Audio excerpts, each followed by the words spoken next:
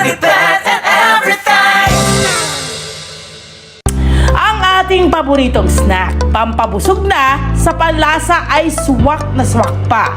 Dahil pwede mong pilian ng bun, palaman, pati sauce na malinamnam. Ano man ang pasok sa iyong trip. Yan ang burger joint ni na Aveline at Raymond. Siguradong masarap dahil sa uling niluluto at homemade pa ang patis mismo. Na-experience niyo po dito ang mag-customize ng mga pagkain. Kayo po ang pipili kung ano po yung toppings na gusto niyo.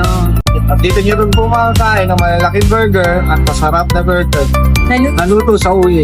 Ihanda na ang panulak dahil mahaba-habang kwentuhan ang nakahanda dito sa Kitang Kita.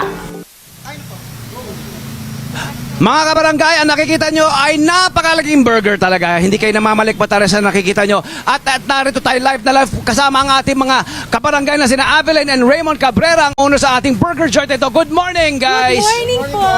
Good morning po. Okay. Ma'am, eto ba, sino po itong empleyado nyo po? Ay, hindi, biro lang.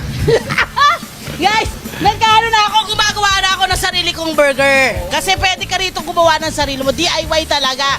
So pumili ako nung pinakamalaki na para for sharing, my friend. Alam mo yan. Okay. Paano po nyo naisipan, pag-isipan itong konsepto na ito, na do-it-yourself na burger? Ayan. Ayan, during pandemic po kasi, di ba lahat po tayo ay nag-experiment ng mga pagkain. Okay. Ayan. Then, we conceptualize po na ibalik natin yung traditional luto sa uling. Ayan. So, ito po lahat ay niluto namin sa uling. Okay, so char grilled po ito mga ito.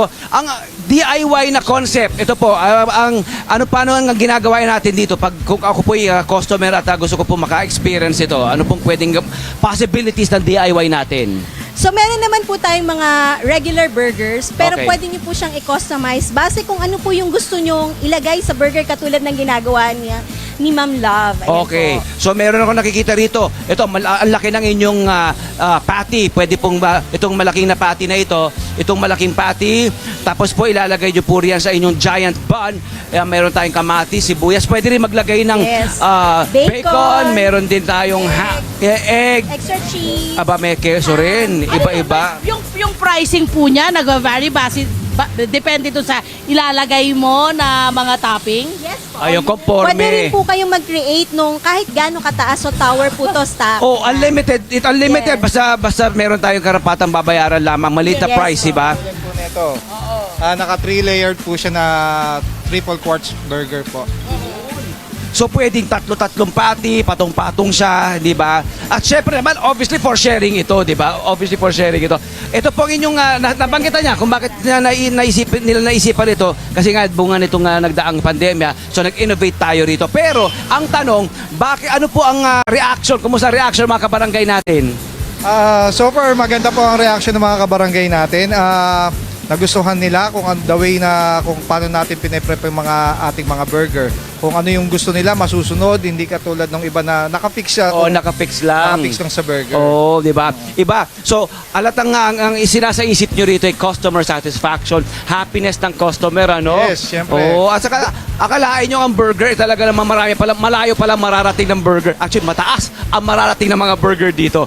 Bakit po burger ang inyong napili? Ito po ba personal na paborito nyo po? Burgers? Yes, dati lagi kaming kumakain ng mga burger. Ngayon, naisipan namin na gumawa ng sarili naming concept ng burger. Yun nga yung luto sa uling. The same time, malaking burger dahil minsan nakakabitin yung isang burger lang. Tama. Tama. Para, Oo, for sharing at for na family rin. na ito. Sino-sino madalas na nag-order dito? Mga pamilya, syempre, barkada, ano po? Yes, opo, mga barkada, pamilya, or minsan sa mga meeting yan, ginagamit Pwede. yan. Kasi for sharing nga. Mga kaopisina natin dyan. Balita po natin, puro kabataan po ang miyembro ng staff natin. Yes po, opo. Nag-ano kami, tumatanggap kami ng mga out of school youth, mga estudyante, yung mga nahihirapan kumuha ng requirements.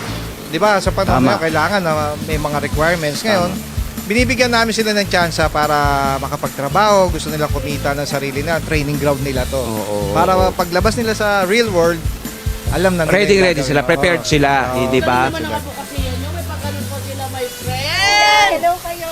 Hello, hello!